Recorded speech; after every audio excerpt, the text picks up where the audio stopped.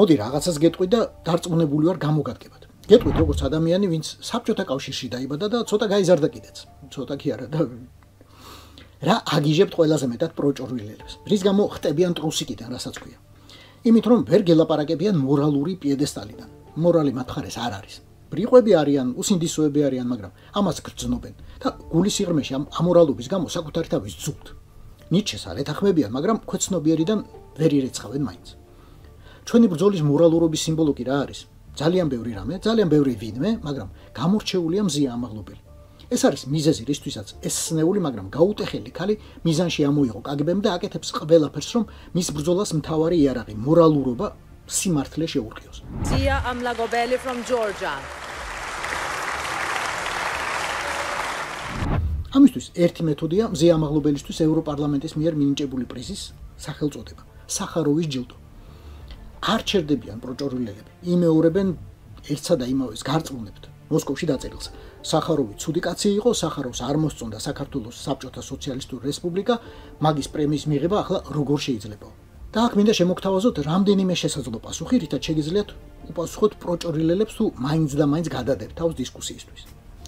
პირველი, სახელწოდების მორალურობის არგუმენტი არ მიიღება ივანაშვილებისგან, გია ვულსკებისგან, რიმა ბერაძეებისგან და სხვებისგან, ვინც კაციჭამია ლენინის სახელობის ოქტომბრელთა ორგანიზაციაში წამოიჩიტა და იმ კაციჭამიის პორტრეტიანი ვარსკვლავი ჰქონდა გულზე დარჭობილი მთელი თავისი ბავშვობა.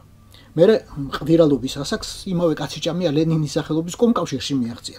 ბოლოს კი დიდი მონდოებით, წვალებითა და ბლატით იმ კაციჭამიის დაარსებულ კომპარტიაში შევიდა, რათა ერთგულად ემსახურა მისი კაციჭამიური იდეებისთვის.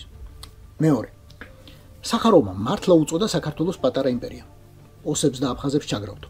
უწოდა, რადგან ემხრობოდა ლენინის კაციჭამიის თავდაპირველ ბოდოს, როცა ყველა ავტონომიას მოკავშირე რესპუბლიკის სტატუსი უნდა ჰქონდა და აფხაზეთს 20-იან წლებში ასეთი სტატუსი მართლა ჰქონდა. დაახლოებით ისეთივე კონფედერაცია საქართველოს საბჭოთა რესპუბლიკასთან, როგორცაც 90-იანებიდან დღესაც დრო და დრო გთავაზობენ ხოლმე რუსები.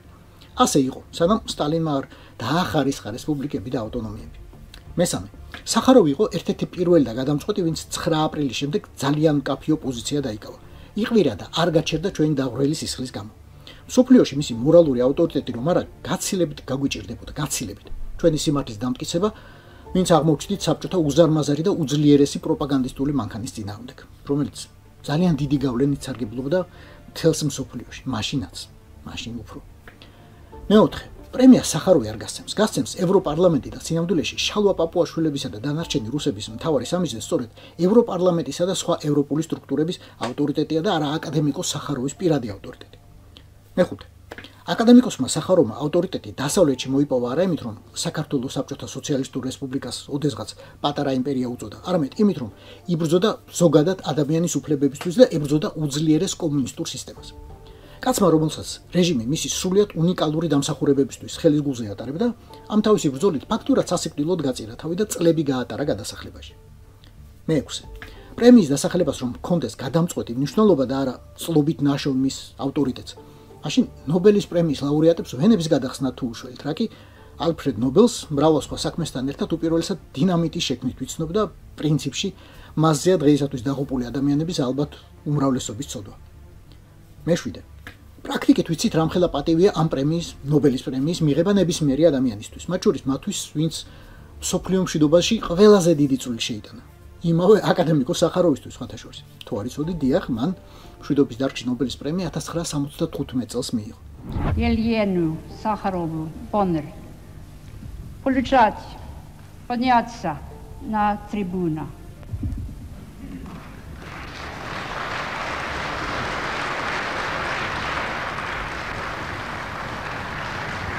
Dabare მეორე პარალელიც გინდათ? საბჭოთა კომუნისტურმა პარტიამ მაშინვე დაარაზმა ყველა გაზეთი და ყველა ტელევიზია, სულ ორი არხი იყო და დაიწყო არა მხოლოდ სამშობლოს მოღალატე სახაროვის, არამედ მთელი ნობელის კომიტეტის ლანძღვა. ასე რომ, ეგ ყველაფერი საბჭოთა ადამიანებს მზია ამაღლობელამდე 50 წლის წინ აქვს გავლილი და მოსმენელი. მერვე, ვუყურებ, უსმენ, კითხულობ ადამიანების რეაქციას და მგონია, რომ ზოგადად ბევრი ნამეტანი კომპლექსებით პროჭორილთა ბრიყული დამონათებებით. იქნებ დაფიქრდეთ. იმას, ვინც 2025 წელს ამტკიცებს, რომ საოცნებო ქვეყანაში ცხოვრობს და ჯიუტად ხაზავს 40-ს, აქვს თუ არა უფლება თქვენ გესაუბროთ მორალზე. მე გეუბნებით, რომ არა. და თქვენც იცით, რომ არა. ამიტომ გავხსოვდეთ, რომ მათი ამოცანა თავდაცვის რეჟიმში ჩაგაყენონ და იქ ჩაგტოვონ. იქამდე მიგიყვანონ, რომ ერთხელაც როგორც მოაზროვნე და სინდისიერი ადამიანი თქვენც დაფიქრდეთ, იქნება და მე ვცდები. არა, არ ვცდები. მეცხრე, თუ მაინც და მაინც ჯილდოების მორალურობაზეა საუბარი, შეგვიძლია შევადაროთ სახაროვის სახელობის პრემია, რომელიც ევროპარლამენტმა მიანიჭა მზია ამაღლობას და რუსეთის პრეზიდენტის მადლობა, რომელიც ელცინის სასარგებლოდ არჩევნების მანიპულირებისთვის გამოუცხადეს. ვის? მართალია, ბორია ივანაშვილს. ხო, ეგ მაშინაც უაღრესად მორალური ჯილდო იყო, უაღრესად მორალური საქციელისთვის. მეათე. აი, ეს ყველაფერი რომ გეცოდინებათ, როდესაც ამ ყველაფერს აუხსნით პროჭორილებს პუნქტობრივად და ლოგიკურად და დაინახავთ, რომ მაინც ვერ იგებს, არ იგებს. არც ერთი ხვეული არ უტოკავს, ბოლო გზა გრჩებათ, ყველაზე ალალი და მუშა, რასაც ყველაზე მარტივად გაიგებენ. მოკლე პასუხი: წატიში. და ბოლოს მე-11. იქნებ საერთოდაც ამ ბოლო არგუმენტით დაიწყოთ ნებისმიერი კომუნიკაცია ბიომასასთან, ვინც დღესაც რუსი ბორიას მზეს ფიცულობს. მადლობა მზიას ბრძოლისთვის, მადლობა ყველა თქვენგანს ბრძოლისთვის, მადლობა ყველას პრიზებისთვისა და მორალური მხარდაჭერისთვის. ოღონდ რა თქმა უნდა, მეტი გვჭირდება. პრაქტიკული დახმარება გვჭირდება რეჟიმის მოსაცილებლად. ისე ხომ არ იცით, ვენესუელისკენ რა ხდება და მადურო კაკალს ახლა რით ამტვრევს?